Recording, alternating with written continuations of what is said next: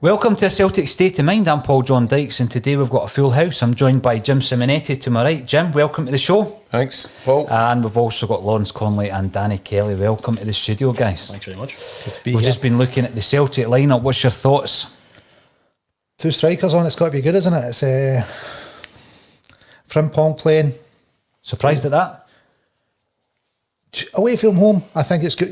I think we're expecting Ross County to sit back. Mm-hmm. You know, Frimpong, he's the player that'll break them down. I don't think they're going to be too much attacking. You know, obviously El Hamad's, I think he's better at back, and it makes us more fluid between a 3 and a 4 at the back. But I think, you know, we're going for goals today, aren't we? When we were during the week there, Lawrence, we were looking at the possible lineups. We had obviously different guests in every single day. Looking at possible lineups, everybody was favouring the 3 at the back to try and get 2 up the front. Yeah. I don't think any of the teams that were suggested had Frimpong in it, but now that I look at that team, I'm thinking back to that performance up in Aberdeen last season. I can't have a team without Frimpong. He's just totally, he's unafraid of everybody. Mm-hmm. Doesn't matter the size, the speed, he will take you on. It's a thing the Forest does as well. Yeah. He's not afraid to shoot. And Frimpong especially, and Taylor showed that I think he must have been paying attention to Frimpong because they're trying to get up as far as they can to cross the ball in and give the strikers more options instead of these long balls over the top. I think it's interesting that Forrest is over on the left. We've seen that against Dundee United, and then we've seen it in Europe. He's very, very effective on the left, isn't he? But he cuts in, and you know those right foot shots. Mm-hmm. The pace at Forest got. I mean, modern day Celtic legend. Is there anyone, any defender in Scotland can live with him when he's on his game? And left by the or way, right, or even as the times he's played as centre forward, he's done it as well. He can still do it. Just to let everybody know who's tuning in via YouTube, Facebook, and also Twitter, welcome to the show. We're going to be live right up until kick-off. We'll be back at half-time and full-time. And Danny's brought his guitar. Danny's brought his guitar. And wonderful. So let's work in a wee acoustic session. Let us know when you want to hear Danny with his repertoire, because I've seen him live quite a few times in Malone. You've been on the podcast. One of my favourite sessions, Danny, I've got to say, and I'm not just saying that because you're in the room. It was powerful. And it's one of the ones I keep going back to time and time again. So we'll definitely get some tunes out of you today, yeah? No problem at all. Superb. Jim, I know you're a big fan of Frimpong. We watched him last season. There was a wee bit of the spirit of Jinky in there when he first came into the team. He seemed to adapt his style, though. I love that. Love it. The spirit of Jinky. Yes. Yep. The spirit of Jinky is in paradise. It's everywhere. But not just the spirit of Jimmy Johnson as with all these players. The spirit of all the Lisbon Lions and everybody else, all the great Celts is all there with him. Everybody's behind this team, even for above. When you talk We've got to work. We've got to work at it though. It's good to have the spirit with us. We've got to have that again, the passion, the ability, and I think Frimpong has got that in abundance. He'll be taking players on today, getting by them, making the run down the channel, sending the ball into the box, and I think he will today make his own way into the box and be a handful inside that 18-yard box as well, Paul. Another big thing, we've not even mentioned him yet, the bold Duffy. Oh, he's just been parachuted right in. If you're playing a back three, he's got to be in there, eh? Why not? Yeah. I mean, obviously his displays for Ireland were great. 94th minute equaliser. I mean, he's I think he's Celtic's answer to like the 11th and 12th man, like John O'Shea. He's going to be that player that if you want to stick him up front, he'll just go, aye, cool. What do you want me to do? Is that a goal? Right, I'll score. Aye. I think it'll free up Ayer a bit, take a bit of pressure off him, and we'll see better performances for Ayer with a bit more experience behind him, that somebody's a bit stronger player that's a known once as defender there. See the thing, Lawrence, I like Ayer and Julian. I like them as a partnership. I know that they're two ball-playing centre halves. We had John Jobson on the show yesterday. I don't know if you had a chance to watch it. Brilliant. If not, definitely watch it back. It's on YouTube and it's still sitting on Facebook and Twitter. He's an old school football player and coach. Yeah. But there's a lot to be said with that. We can't just completely scrap the old methods. I mean, I love the fact that we're developing the modern techniques and all that kind of thing. But sometimes you've got to get back to basics. And the one thing John was saying to me yesterday on the way through, we've got two ball-playing defenders and now we need a defender. And I think Shane Duffy's that man. Well, if you look at that partnership I've got, right, who is it's going to win a ball and who's sweeping? Do you know straight away when the ball's coming, which one is the one that should be attacking and who should be sweeping. And I don't think we know that when we play Ayer and Julian together. And more to the point, I don't think they immediately know it is straight away, I'm attacking the ball, you're sweeping. You know, I don't think they have that great partnership yet of that understanding. And you need that, you know, someone that's going to play against the centre forward and jump with it, and the other guy come round and sweeping. It just makes you a lot tidier. With 3 at the back, with Duffy in there, I think he'll marshal that. Even though I've been really, really impressed with Elhamed, I think he's class, he's a cool player. Yes, I blamed him for the Ferencvaros second goal. I think that ball should have been at the park before. He didn't even have to, you know, bring the guy down, Danny. I mean, there was a moment where the ball was at his feet, but he showed in the international game against Scotland, in actual fact, and as did Beaton, that they are competent defenders. But I still think we needed a big pivot in there, and Shane Duffy is definitely that man. Absolutely. I think as well, not only that, taking the pressure off Julian and Ayer a wee bit, it's also going to give Barkas a chance to more get into his role. Yeah. And I think he looks like quite a demanding goalkeeper, which is great. You have to be the, you know, the angry voice behind that team, pushing them and making sure they're doing what they're meant to be doing. But I don't think he's been given enough of that chance. And just as I kind of quickly skipped over an article where Chris Commons was basically kind of coming down on Barkas a bit. Yeah. And don't get me wrong, see if you're Moussa Dembele and you want to come down on Barkas with some, you know, good kind of, you want to be critical but helpful, fair enough. But if you're Chris Commons, who's had probably 50,000 shots on goal in his career and scored about 50 of them, no. I think he's just a pot shot merchant. And he seems to be at the moment, He seems to just be, you know, well, there's an easy target, so I'm going to take that. Like, no, that's not how this works. If you're not going to actually give anything good to the team that you say you loved and you love playing for. Correct. The easy target is always easy, isn't it? But why is it even? How many games has he had? Why is he even a target now? You know, shouldn't he be? 3 games. You're looking and going, is that what we're judging players on now? And is that what a fellow professional is judging a player on? And I don't remember any mistakes from him. He could maybe have done better for Ferencvaros goal. Maybe. Possibly the second goal at the near post, Lawrence, but it wasn't it wasn't his mistake. From him. You know, it was more of a defensive issue.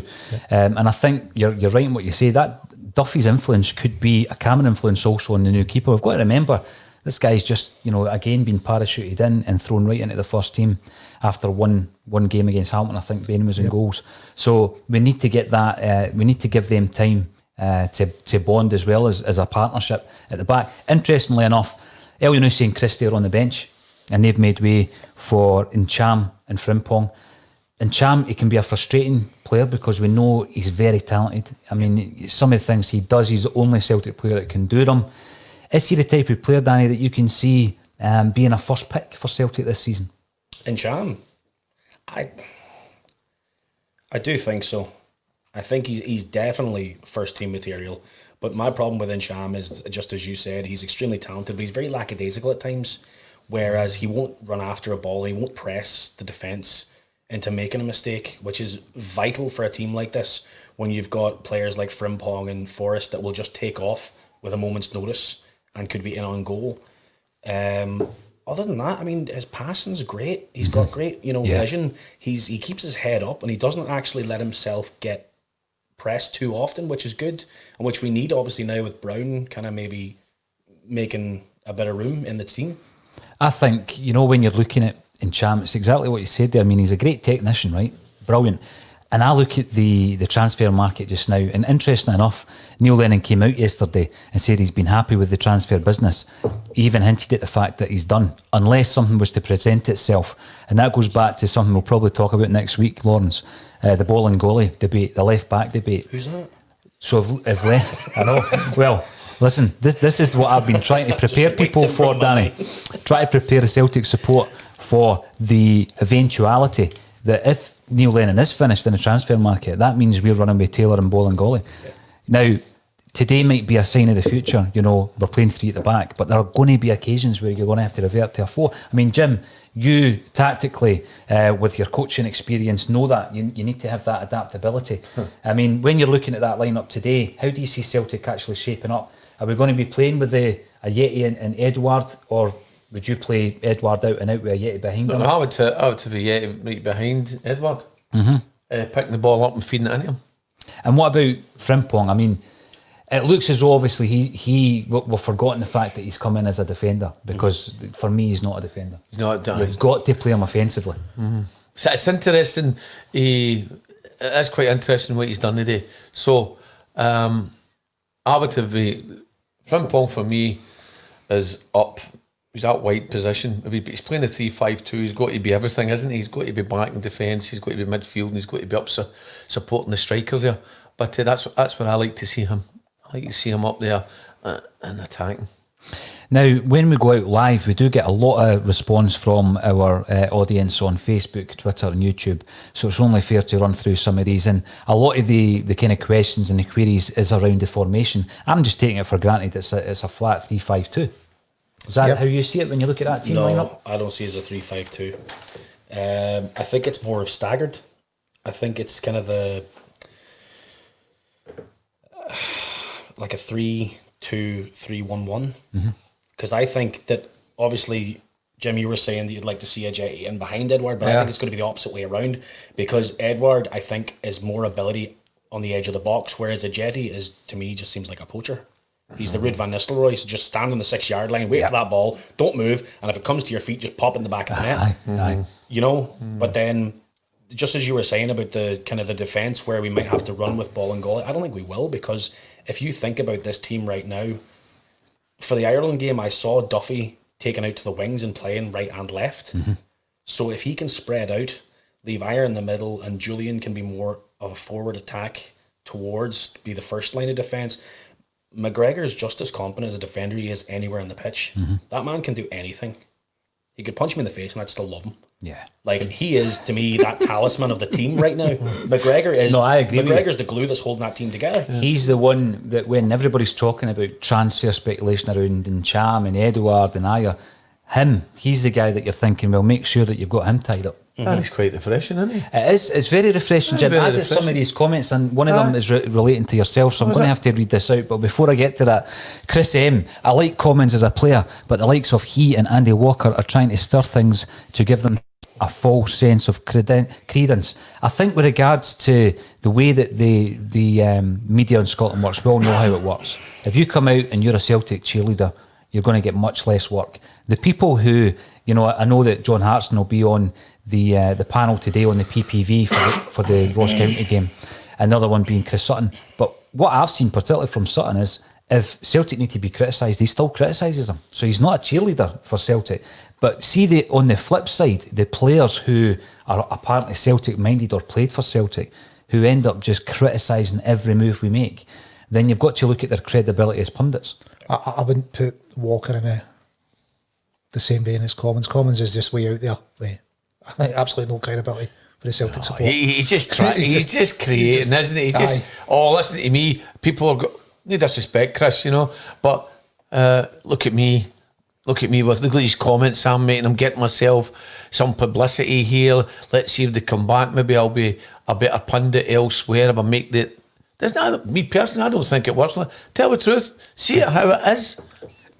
Because they're professionals and they've been professionals. Just make it balanced. I mean, after the Champions League game, Danny, we're critical of the team selection, and rightly so. But just make it balanced. I mean, I think Walker is a lot more balanced than Commons. Commons is just Walker is balanced.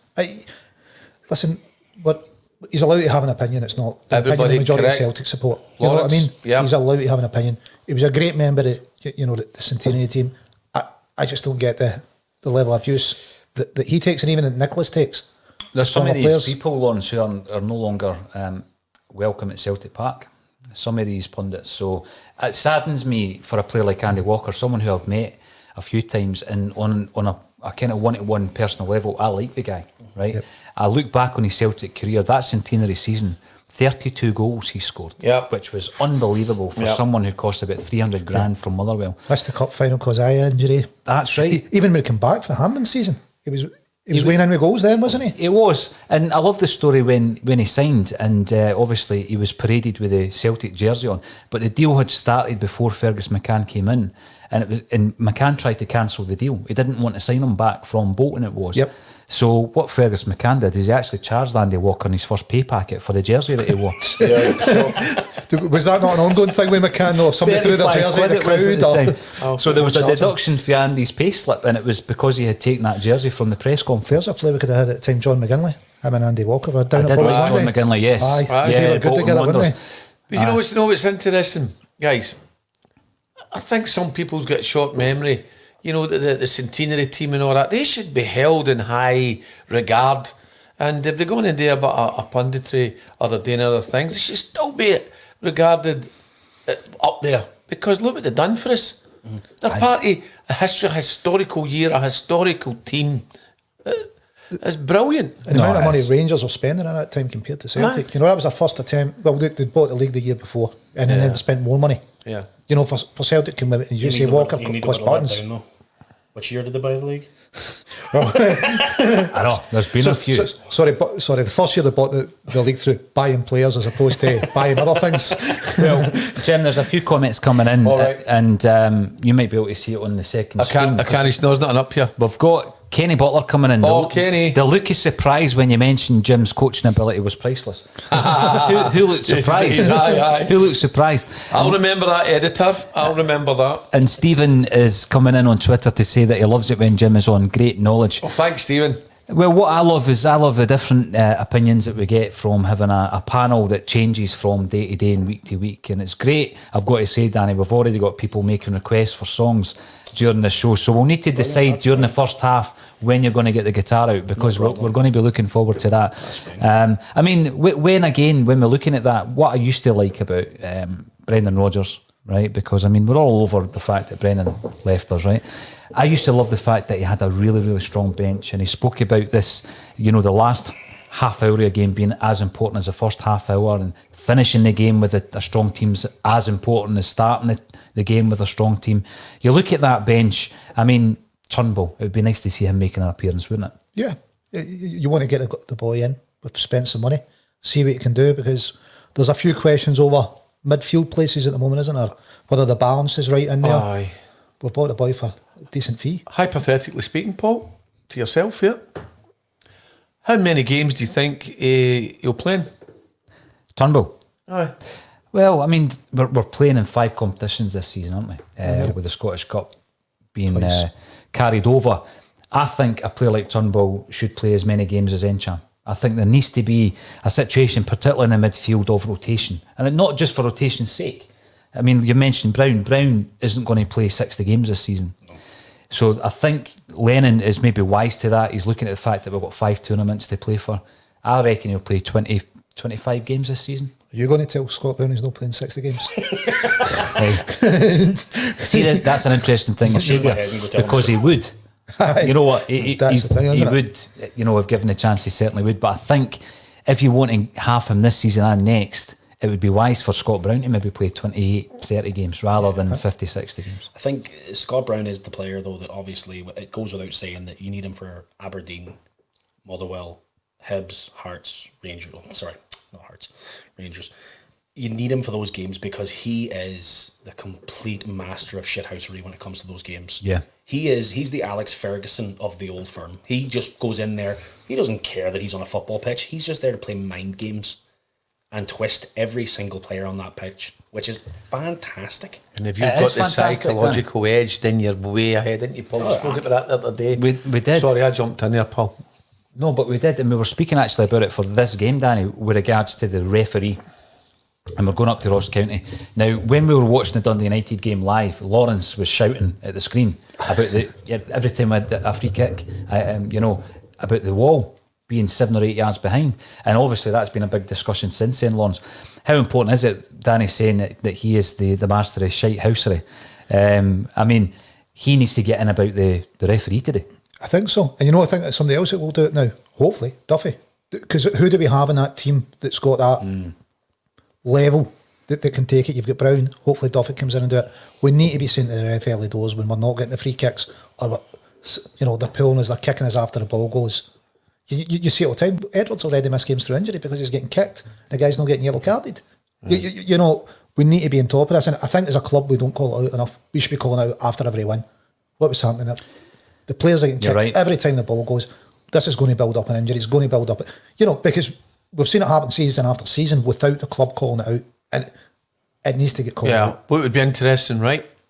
Let's see the day where he gives them the decisions on the park for the free kicks, and what time in the game he gives them. Aye. And That'll be interesting. what time in the game do they get a booking? Correct. Is it the last 5 minutes when they're two to down? watch it. I know. How many times do they let it go? Not that we're focusing too much on him, because we gave him enough. Don't mean to sound like a record stuck in the groove here, but we gave him a lot of time yesterday. Paul, talking about referees and different things and officials and officialdom, biasness towards Celtic in the past. So it'll be interesting to see how he performs today and how his assessors in the stand see him performing today as well. Well, here's a question for you. What would he need to do to not referee a Premier League game again? How bad would his performance need to be if we go back to all his horrible performances and he's still reffing games? So how incompetent do you need to be before the job's taken off you? Well, no, I think when you're looking at this, I mean, it's not so much about him not reffing the game. He's at risk of becoming the Prime Minister. If you get that much more incompetent, you're going to run the country. I know. This is the thing, we should be living in a meritocracy, and we give people power who are totally incapable of taking on the job. And I think in Scottish football, officialdom, it is startling how bad it has been. People moan at us, Jim, whenever we mention it, because they say, well, you've won 11 domestic trophies on a bounce, so the referees can't be that bad, and all this kind of stuff. But as you said, once you've had a victory, that's when you pull it up, that's when you bring it up. Because let's say, and I don't know no one does know how it's going to go this season, let's say it is tight going into the last few weeks. That's when I start to get concerned, when a decision can completely turn everything round. That's where I start to get concerned. Just one other point I want to make. I know that I've mentioned El Yunusi quite a bit this season because I'm a massive fan of El Yunusi, but I was concerned with his consistency. He scored an unbelievable goal on international break, but were we right to leave him out today, do you think? Give him a rest? I would. We're not getting the best out of him. The team's not looked balanced. But Jim, you've touched on it a few times about balance on the park. Aye. And if the team's not balanced, then better than the sum of its parts, we need to change it until the team's better than the sum of its parts. We will win games even when we're not better than the sum of our parts because we have better players in every position than anyone in Scotland.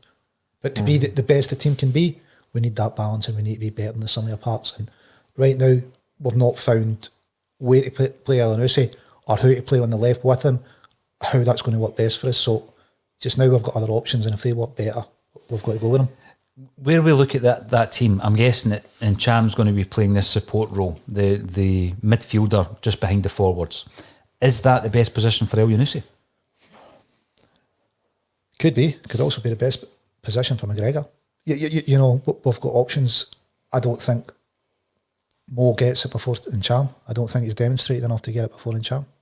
The question's coming through from Sonny A on YouTube. Where is his position for Norway? Because he obviously performed well. Is he more central than out left? I think he struggles with the defensive side of his game, Danny. And you look at the fact that you've got Taylor, who is being expected to be ultra attacking. But then if you're going to have that overlapping defender, you need your right or left mids to be good defenders.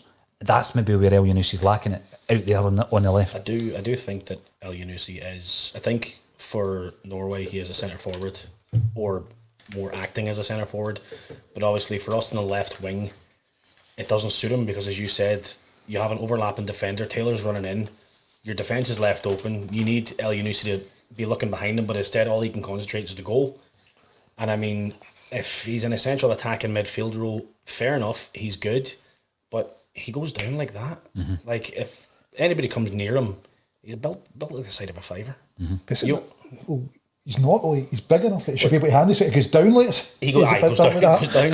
But that's the thing. I mean, you need people like Brown, McGregor, and even like Forrest. Forrest is tiny, but he doesn't go down. Frimpong's tiny, and he will take you on. Yeah, like he will just go head first. Like I know. I know, you're That's right. the thing I love about Frimpong. Like Frimpong's probably my favourite player on that team right now, and I know that a lot of people are obviously. I've had several kind of debates about El Hamed and Frimpong, but for me, Frimpong just embodies. He wants to win a game. He looks fresh, doesn't he? He does, Didn't he? He's like he wakes up and he's just raring to go. Aye. He's an exciting player Aye. to watch. You know, he's an entertaining player to watch. He ups the tempo. He pushes us on. Same as Brown. Brown ups the tempo. He pushes us on. We need players that push us on as a team. Yep. Now, we've got a couple of minutes to kick off, and some of the predictions have started to flow in. Robert Cameron via YouTube, 4-1 Duffy to score the first goal. Hail, hail. Come on, you boys in green. Right, so let's get your predictions in. Lawrence? 3-0, French Eddie. French Eddie with the first goal. Danny? 6-0. 6-0, I like it. First goal scorer? Incham. I hope you're right. Jim? 2-0. 2-0 to Celtic, and who's going to score the goal to open the scoring? Frimpong. Frimpong. We've been talking about Frimpong. Wouldn't surprise me today. And I'm going to go for 3-0 as well. And I'm going to say Julien, because I've been really impressed with Julien in an attacking sense. You know, he's scored a lot of goals since he signed for us. You can definitely tell it's training ground stuff, but it's volleys, headers. But we're definitely working on it. Aren't we? Back post, Yeah. back post volley. And the big man does well, doesn't he? For, does well. for such a big guy to go over it and a defender, you're thinking, you know, you put the work in. Who's going to be back post though? Who's going to be taking the corners? Christie's on the bench. He's been taking everything. Incham. Frimpong. I'll be interested to see that, because I've been disappointed with Christie's corners. You know, there were 17 and not one of them created a chance, you know. Taylor, Frimpong. Old fashioned, maybe. It's Taylor. One on one Taylor's- side, one on the Taylor's other on the side. bench, yeah. It's It'll be interesting. I know we've got plenty of guys who can strike a ball, but who will be taking the corners? There's the question. Who can jump higher? Who's that? Who can jump higher? Yeah. Duffy or Julian? Right, here we go. We're at that time. It's 3 o'clock kick-off time. Aye. We'll come back at half time. Give us your suggestions for songs, and we'll put them to our resident acoustic guitar player here, Danny. And at some point, we will have a wee sesh. So enjoy the game, and we'll see you at half time. Enjoy.